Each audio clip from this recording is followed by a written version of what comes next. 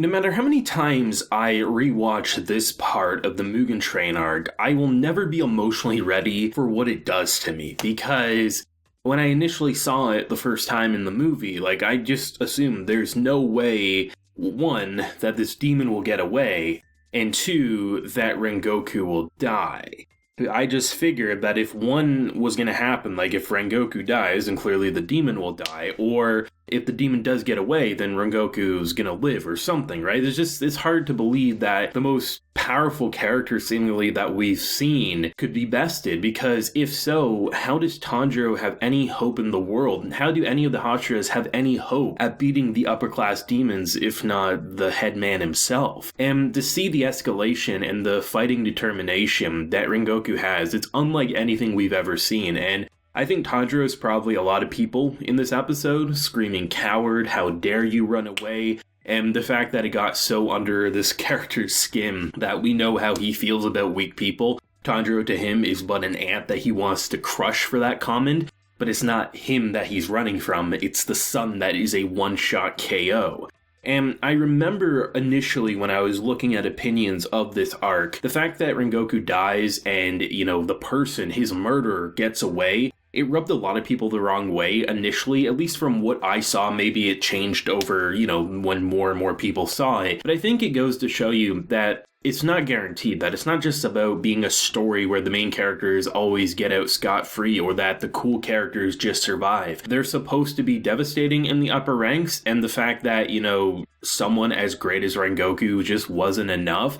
But the fact that he was able to keep all 200 passengers and his underlings safe, it goes to show that even in a loss of his own life, he was still able to protect what he held dear. And I think that's why I like it, because as much as I'm infuriated that the demon, got away, it makes the future rematch, whenever it happens, all the more satisfying, but also frightening, because it's easy to say, well, if we defeated this upper ranking, then the next time we see an upper ranking, we know roughly where their power is, but it's pretty much guaranteed that we should be able to deal with it. Having other Hashiras visibly, shocked that even he wasn't strong enough to defeat one of them, it definitely makes it a lot more frightening when we reapproach any of them, right? Even if it isn't just him himself. But the determination of Rengoku and the fact that there was still a victory despite it being a loss all at the same time, all the people were safe, forced to retreat anyway. Yeah, it sucks that he's dead. I think he's the best character we've seen for having such a short amount of time, only a couple of hours with this guy.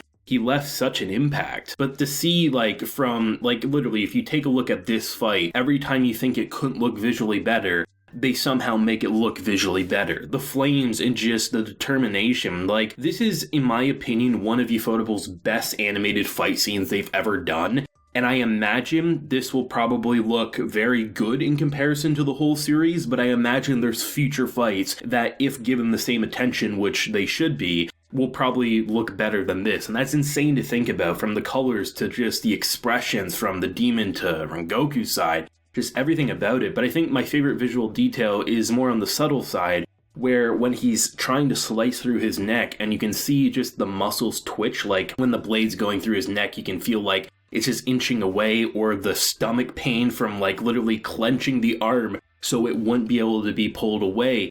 All those little moments really sell you on how much of a badass Rengoku is, that he, despite all that pain, is forcing so much more on himself so this man can't escape and that the sun will set him ablaze. And to see the moment where, we have the sword throw, which was badass, and then the "you coward," it hits ya. But I think the smile is what makes me more accepting of the death, because for Rengoku, he just wanted to live up to his mother's expectations. That, the strong protect the weak, and the fact that the mother was proud. That's why he could go out with a smile on his face after giving Tanjiro the encouragement he needs. Tell my brother this, tell my father this, but there's this information that I don't have any knowledge of. It might be what you're looking for. Become the next Hashira, get that information. Don't let those tears be the last thing you do in your life, right? It's so impactful. Whether it's your first time watching this moment or you're 12, I don't think it really will hit any different. It will always be shocking, even knowing what's coming, because even if you pretty much since the beginning of this episode we're assuming he was going to end up dead, you just never can quite picture exactly what they have in mind, from our boy having an arm through his gut to the fact that he would hold him there as he's simultaneously trying to cut through the neck of a demon with no flames and while holding the other arm so he can't attack. I mean, to see, Inosuke of all characters actually cry, it goes to show that this was a moment unlike any other that the characters have experienced. And I think my favorite kind of like little touch that they did to wrap up the arc is to show all the different Hashras and how they responded to the news. Some just saying, I see, clearly shocked, but given their personality makes sense. Some almost bawling, some praying, and some just dumbfounded that something like that could happen. And it will be a mixture of sorrow and fuel so that they can get more powerful, so that they don't suffer that same fate. And to see, the headmaster there basically saying that, proud that all 200 were safe, but also recognizing that he's going to be visiting Rengoku very soon. That shit hits you, man. I will say, though, I was actually surprised that there wasn't any, bonus after the credits moment, because they've all been really good in this arc, but it does make sense. I mean, there's a very long list of credits because that's how the movie ended, but I was expecting maybe there'd be something. But I think given that, even if they weren't necessarily going to try to go comedic with it because it wouldn't fit with the tone, I was kind of expecting maybe there'd be, some tease or something for the next arc, but then again, I mean, this really was just a reviewing with a handful of new cuts and things like that in the brand new episode 1 or episode 0 of the arc. So it's interesting because, I mean, on one hand, I'm curious if that will be a disappointment for people or if it will be people are just, happy to have re-experienced it and just love the episode as is, because tonally, there probably wasn't anything they could craft original. But then again, I don't know of the next arc, so maybe there was something they could have teased or maybe shown of the demon side.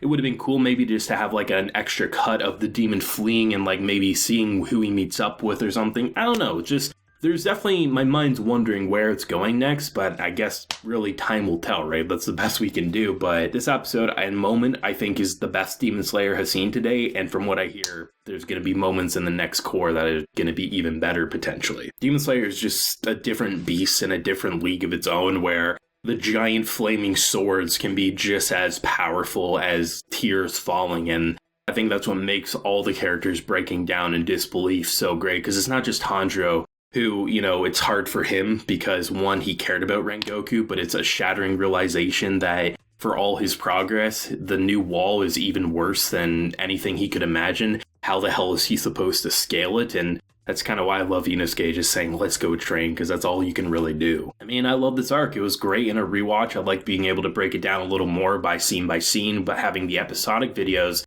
And it'll be fun to come back in a couple of weeks with a brand new arc that I've heard nothing but good things about. But let me know your thoughts and feelings, whether it's your first time or your 12th time watching the Mugen Train arc. Leave a like if you enjoyed and subscribe if you're new around here. So until next time, everyone, please take care and have a good one.